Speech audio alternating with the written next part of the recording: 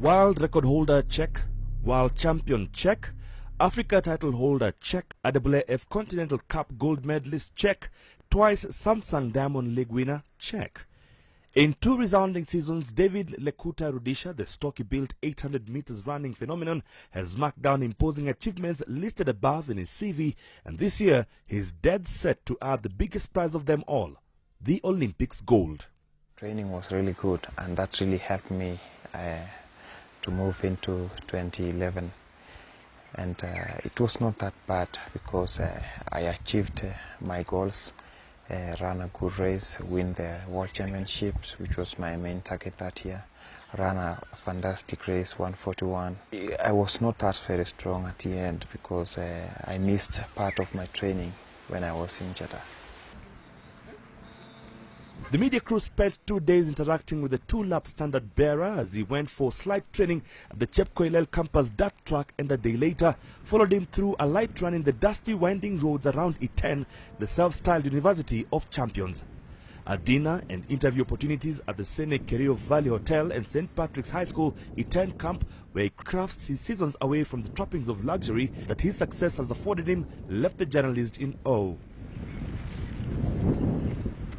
Here was a man who commands international acclaim and arguably Kenya's most recognizable latter-day sports icon at his humble settings that, in following with the tradition set by accomplished runners in his nation, chooses to reside for maximum focus. His manager, James Templeton, and coach Patrician brother Colm O'Connell were there to guide their biggest star through the motions as he narrated his aspirations for a year where he hopes to end as Kenya's 4th Olympics champion following Paul Ereng in 1998, William Tanui in 1992, and title holder Wilfred Bungei, who has all but hung his spikes. I was really happy winning the World Championships because I missed in Berlin after bad weather, and people start saying that Rudisha is not a championship athlete. He's just a fast runner, he's a fast athlete, but he can manage championship pressure. I knew myself that I can do both. I can do well in championships as well as do fast races in this other leagues circuit. So that is what I wanted to prove to them. And I thank God that everything went as I planned in Daegu. I was really happy because I even told my coach that after winning, I felt like something heavy was, laid down from my shoulders, was taken off. Because that was a very, it was a very great moment for me. And, to stop many questions that I was being asked the other year about Berlin.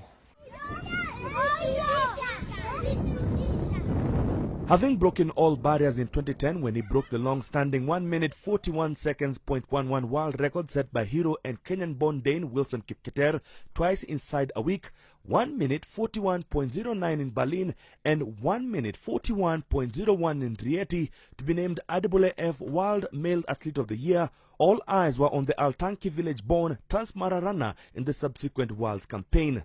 After his customary start to the season in Australia, a nagging Achilles tendon injury saw the world record holder delay his entry to the Diamond League. His first Diamond League showing was in Lausanne, where he clocked a modest 1 minute 44.15.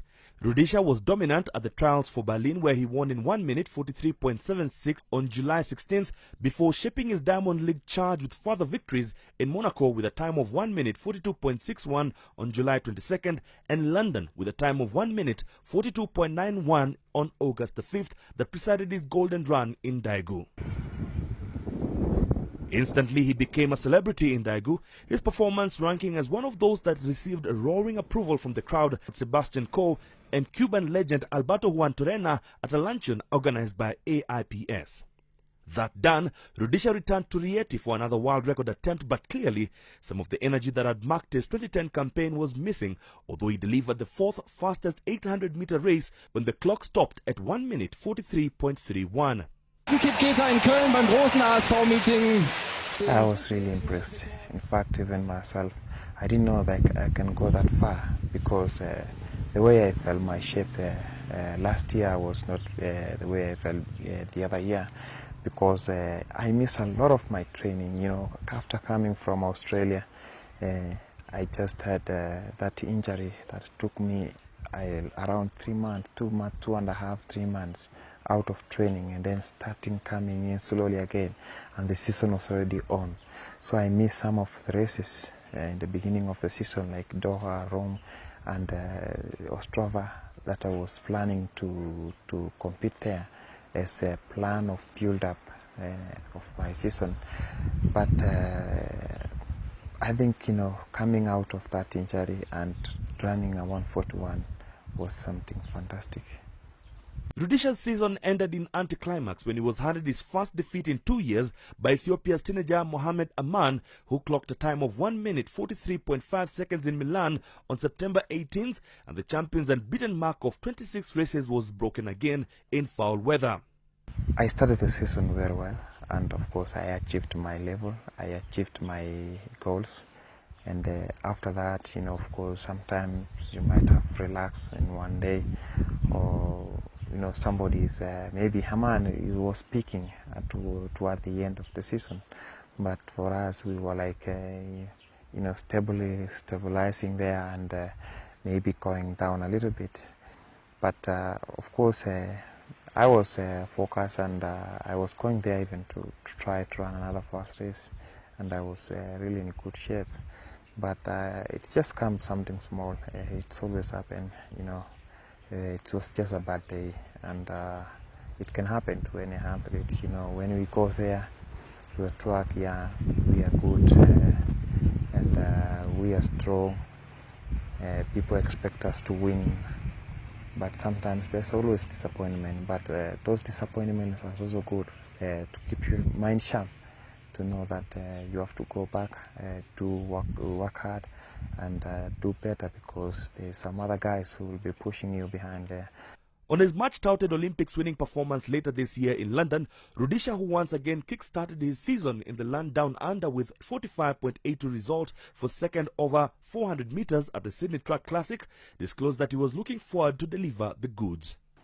We are really doing a good preparation at the moment, and the progress is really good, together with my coach, Brother Colm. We are really working hard together to see that we achieve this great achievement of winning gold medal in Olympic. I know it's not easy, yeah, of course, because it's a tactic race, as well as somebody has to go there strong, fresh, and of course to be in the top of his shape. We are working hard, and we hope things will go well, because the way to training is going at the moment.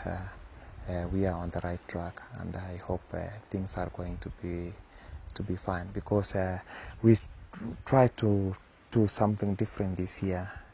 You know, 2010 was a different year from 2011. 2010 we did a training of breaking the world record, running fast races, but when we came to 2011, we were trying to do a tactical race of winning the world championships. So this year we are trying to bring them together to combine to see what result we'll get from there. So running fast as well as running well in championships. Like every other proven soldier, Rudisha does possess a chink in his armor, with a bad weather seemingly the only opponent he's yet to conquer, with his semi-final exit at the Berlin Worlds and his defeat in Milan the most glaring examples. Conditions likely at the London Olympics, Rudisha admits he has to be prepared to beat foul conditions if he's to be sure of fulfilling his ambitions.